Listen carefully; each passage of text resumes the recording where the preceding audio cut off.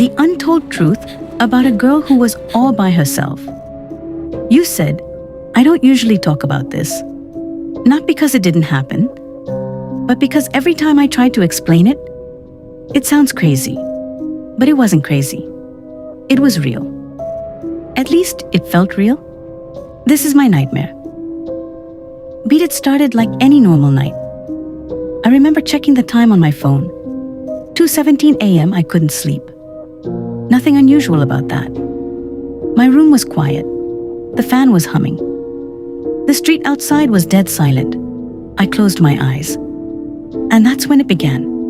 I was still in my room. That's what made it worse. Usually when you dream, you know something's off. You're in a strange place. Something feels distorted. But this? Everything was exactly the same. Same walls, same curtain, same half-open door. I was lying on my bed, staring at the ceiling. I tried to move. I couldn't. That was the first wave of panic. My arms wouldn't respond. My legs felt like concrete. I tried to shout. Nothing came out, not even a whisper. Just this tight pressure in my chest, like something heavy was sitting on me. And then I heard it. Footsteps. Slow, dragging, coming from the hallway. I live alone. Or at least, I'm supposed to. The footsteps stopped right outside my door.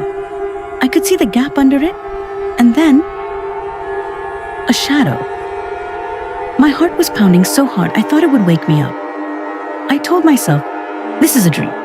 This has to be a dream. But it didn't feel like one. The door creaked open, slowly, too slowly. I couldn't turn my head, but from the corner of my eye, I saw it. A figure, tall, still, just standing there watching me. I tried again to scream, nothing. Tears started running down my face, and that's when I realized I could feel everything. The wetness, the fear, the pain in my chest. This wasn't foggy like normal dreams, it was sharp, clear, alive. The figure moved closer, each step deliberate, like it had all the time in the world. When it reached the edge of my bed, it leaned down. I couldn't see its face clearly. It was blurred, like my mind refused to process it. But I could feel its breath, cold, right against my ear. And then it whispered something. I don't remember the words. I just remember the feeling, like it knew me, like it had always been there. That's when the pressure on my chest got heavier. I couldn't breathe. My vision started fading at the edges. I thought, this is it. I'm dying in my own bed, and suddenly, I sat up, gasping. 3:03 a.m. Same room, same darkness. But this time, I could move. I jumped out of bed and turned on every single light in my house. Checked the hallway, checked the doors. Nothing. Everything locked. Everything normal.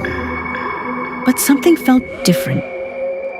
My door was slightly more open than I remember leaving it. Maybe I imagined that part. Maybe. I didn't sleep again that night, or the next one. For weeks, every time I closed my eyes, I felt like something was waiting. Not outside, but inside the dream. Waiting for me to come back. I started researching it. Sleep paralysis. They say it's common. They say your body wakes up before your brain does. They say hallucinations are normal. They say the